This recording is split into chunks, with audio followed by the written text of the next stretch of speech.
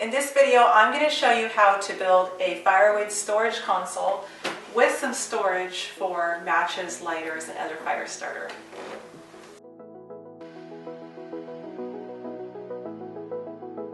So we rely on wood burning for our house and our cabin. So firewood is just part of the way that we live. We've always just had firewood kind of in, an open top holder, but I wanted to try something new where we actually could use the space on top of the firewood for something. So, if this was in your living room, you could even put a TV in it. If this was in your entryway, you could use it kind of as a drop zone. It's very multi-purpose, and you don't lose the space on top of the firewood, and it acts as a console table. That was kind of the inspiration behind this design as I started kind of trying to refine it and think about what we wanted for firewood, since it's something that I've dealt with my whole life. I came up with a couple features. So you can see the wood on the end is cupped inside the legs, so it's impossible for it to come out. It's locked in there. Underneath this wood, there's a tray that all of the bark will fall into, and then it's easy to clean that out. The way that the weight of the wood is supported on these 2x4s and then directly into the floor, you never have to worry about anything sagging. And we integrated a little bit of hidden storage in here just so you can keep your matches and your lighter and any fire starter within easy reach. The back of the console is fully sealed in, so you don't have to worry about your wall getting nicked up as you're putting firewood in it. The firewood is all contained in there. We were able to do all of this for around $50. So in this video, I'm going to show you how I built this firewood console.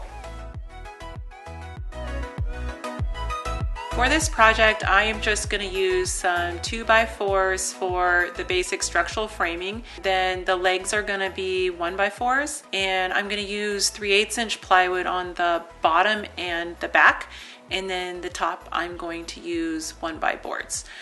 Cutting everything out with a compound miter saw. It's just a very simple and accurate way of making quick cuts. You can also use a circular saw if you don't have a compound miter saw.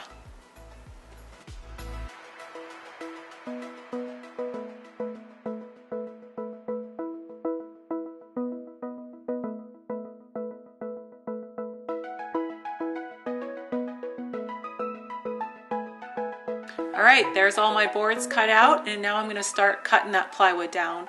So the way that I designed this plan is you only have to make one long cut for the plywood to get the two pieces. So the piece that you see my son Hayes sitting on right now, that is going to be the piece that goes underneath the bottom shelf underneath the wood tray, and then the scrap piece will be behind the console so that the wood doesn't hit the wall.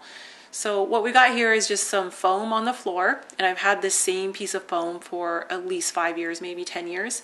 And I just set my saw blade to, just barely deeper than the plywood, and I can just cut right on the floor like that. I don't have to bring the plywood up on my workbench, and probably don't recommend having somebody play hockey while you're making cuts, but it's a very safe way of cutting because you're in so much control. You can start or stop anytime that you want.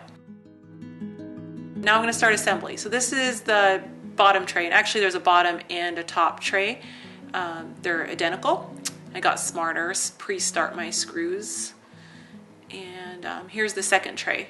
I'm going to put plywood on this one. So the top tray, I left it open, and the bottom tray, I'm going to put that strip of plywood that I cut.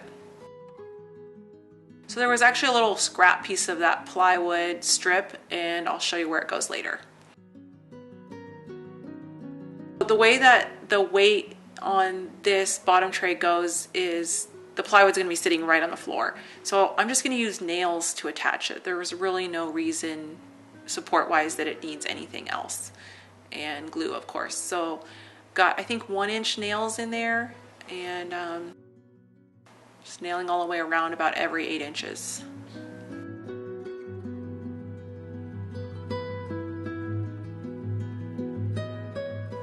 All right, that's the bottom tray, and there's the top tray. So now onto the legs. So what I'm going to do first is kind of build the false front legs, just so that I have a lot of control over the joint on the outside so it looks nice. Looks pretty good. And I'm going to build 2 of those and then just attach them to the bottom tray. Now I also added a couple of screws from the inside, but I wanted to use nails on the outside because nails are really easy to hide and they're really quick and they're inexpensive. Now we're going to attach it to the open top tray.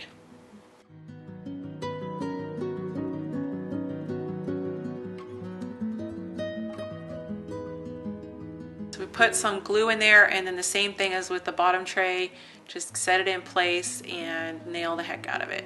I also added a couple of screws here too. And then the back legs are really easy to put on. Everything's kind of lined up and it all just works out because all my cuts are square.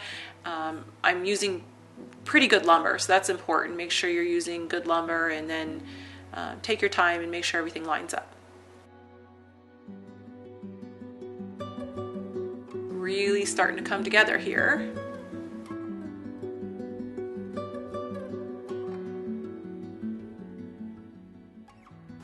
And he's got his own little project that he's working on.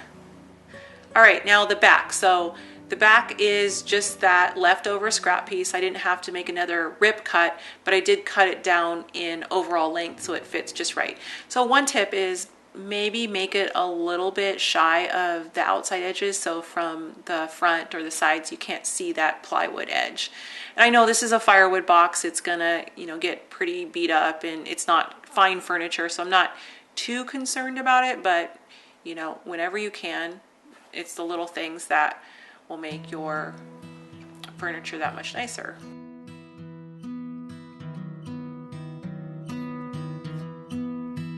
So I was about ready to put the top on, and then I had this idea to just throw in a little bit of hidden storage for like matches or fire starter or whatever. So I just took that leftover piece of plywood from the bottom tray and basically just threw it in that top tray, and I'm gonna make a little hidden compartment there. I'm using 1x10s for my top, and I had already purchased them before I made the decision to do that little hidden tray. But if I could do it again, I'd probably use like a 1x8 on the back and then a 1x12 on the front that hinges up, just to make that opening a little bit bigger. And you can also make that tray, the hidden tray compartment, all the way down. I just opted to do that little section because that's all I really needed. And it's nice to have some space on your surface that doesn't fold up, so you're not having to move everything out of the way when you open it up. So glue and nails, but I also wanted to throw a couple of screws in, just because softwood can sometimes cup or warp on you, and the screws and the nails will kind of keep it in place and under control. So here I probably should have added some pocket holes where I'm gonna bring the 2 pieces together, but I didn't want to introduce another tool for you guys at home that don't have a pocket hole jig.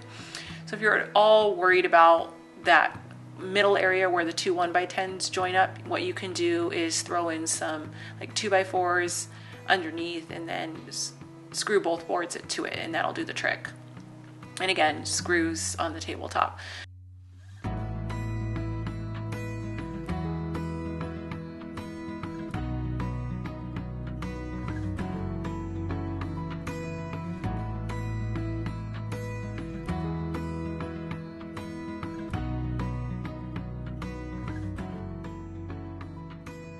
And then that final piece will just go in there like that.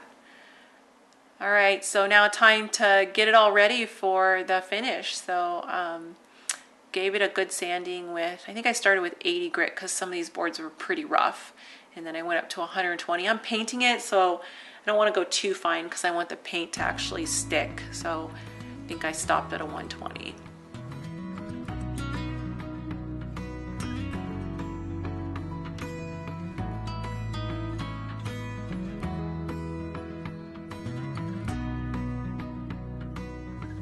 For the paint, I'm going to use a paint and primer all-in-one because that's what I have on hand, and I'm going to put several coats on it. Since it's such a big project, I'm going to roll it on and then brush it on. So my little helper was actually very helpful, and I'm surprised he didn't get paint everywhere. I don't know how. I ended up with more paint on me than he did.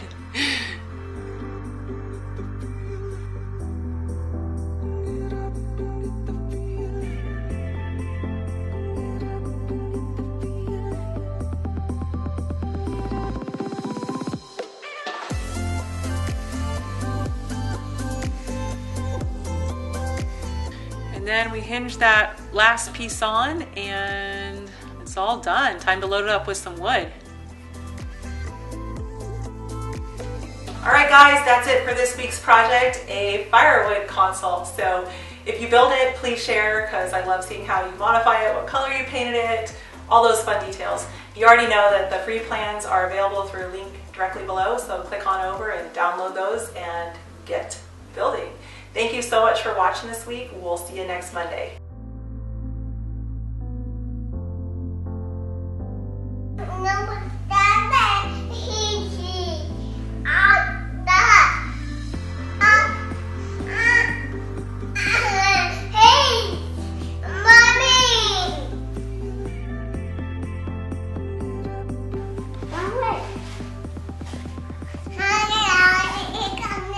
Say hi. Hi.